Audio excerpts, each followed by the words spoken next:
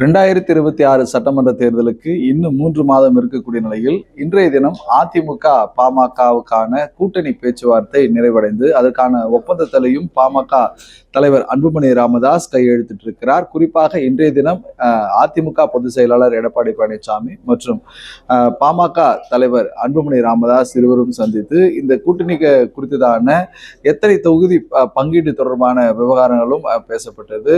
அதாவது இதற்கான முழு விவரங்களும் வருகின்ற 17ஆம் தேதி அதிகாரப்பூர்வமாக வெளியாகப்படும் என தெரிவிக்கப்பட்டிருக்கிறது. ஏற்கனவே தேசிய ஜனநாயக கூட்டணியில் அதிமுக பாஜக அங்கம் வகித்திருந்த நிலையில் தற்பொழுது பாமகவும் அதிமுக கூட்டணியில் இடம்பெற்றிருக்கிறது. குறிப்பாக இந்த கூட்டணி 2026 சட்டமன்ற தேர்தலில் திமுகவை வீழ்த்தவும், அது மட்டுமில்லாமல் அன்புமணி ராமதாஸ் தெரிவித்திருக்கிறார், கிராமம் முதல் நகரம் வரை உள்ள மக்கள் பெருமளவு திமுக அரசு மீது ஒரு பெரும் அதிருப்தி உள்ளதாகவும் அவர் தெரிவித்திருக்கிறார். கண்டிப்பாக 2026 சட்டமன்ற தேர்தலில் பாமக அங்கம் வகித்திருக்கக்கூடிய கட்சியானது வெற்றி பெறும் எனவும் அவர் தெரிவித்திருக்கிறார்.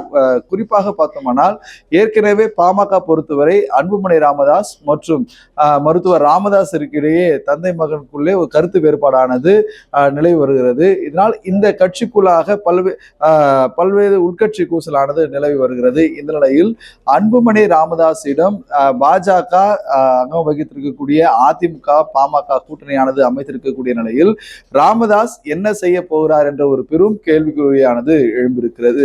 2026 சட்டமன்ற தேர்தல் பொறுத்தவரை திமுக பக்கம் ராமதாஸ் என்றால் அங்கு வலுவாக இருக்கக்கூடிய விடுதலை சிறுத்தைகள் கட்சி, அதாவது திருமாவளவன் திமுகவிலிருந்து வெளியேறி விடுவார். அதனால் அவருக்கு அங்க இடமில்லாத ஒரு நிலையானது ஏற்பட்டிருக்கிறது. அது மட்டுமில்லாமல் தாவேகாவுடன் மருத்துவர் ராமதாஸ் தலைமையிலான அதாவது பாமக கூட்டணி வைக்குமா என்பது ஒரு பெரும் எதிர்பார்ப்பை ஏற்படுத்தியிருக்கிறது. இது மட்டுமல்லாமல் இந்த 2026 சட்டமன்ற தேர்தலில் மருத்துவர் ராமதாஸ் தலைமையில் இருக்கக்கூடிய பாமக தனித்து தேர்தலை சந்திப்பார்களா என்ற கேள்வியானது எழும்பியிருக்கிறது. ஏனென்றால் மருத்துவர் ராமதாஸ் தான் பாமகவின் அதாவது நிறுவனராக இருக்கக்கூடிய நிலையில் அவர் புறம் ஒரு அணியினரும் அன்புமணி ராமதாஸ் தரப்பில் ஒரு அணியினருமாக பாமக இரண்டாக செயல்பட்டு வருவது சமீப காலமாகவே அக்கட்சிக்குள்ளே ஏற்பட்டிருக்கக்கூடிய பிரிவினைகள், மூத்த தலைவர்கள், ராமதாசனுடைய ஆதரவாளர்கள், அன்புமணி ராமதாஸ் தரப்பினர் ஜி.கே. மணி போன்றவர்களை நீக்கியது தொடர்பான விவகாரங்களும் பரபரப்பை ஏற்படுத்தியிருக்கக்கூடிய இந்த அரசியல் சூழலில் தற்பொழுது அதிமுக பாமக கூட்டணி அமைத்திருப்பது ஒரு பெரும் பேசுபொருளாக மாறியிருக்கிறது.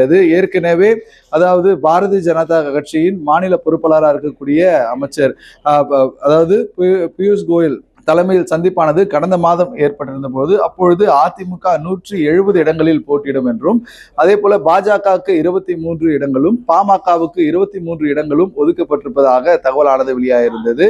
அது மட்டுமில்லாமல் கடந்த 2021 சட்டமன்ற தேர்தலின் போது தேமுதிகவுக்கு பாஜக அதிமுக பாமக தேமுதிக அங்கம் வகித்திருந்தன. ஆனால் இந்த தேர்தல் பொறுத்தவரை தற்போது வரை பிரேமலதா விஜயகாந்த் தனது கூட்டணியுடைய நிலைப்பாடை தெரிவிக்காமல் மௌனம் காத்து வருகிறார். இந்த 2026 சட்டமன்ற தேர்தலில் தேமுதிக யாருடன் கூட்டணி அமைக்கும் என்ற ஒரு எதிர்பார்ப்பும் நிலவி வருகிறது.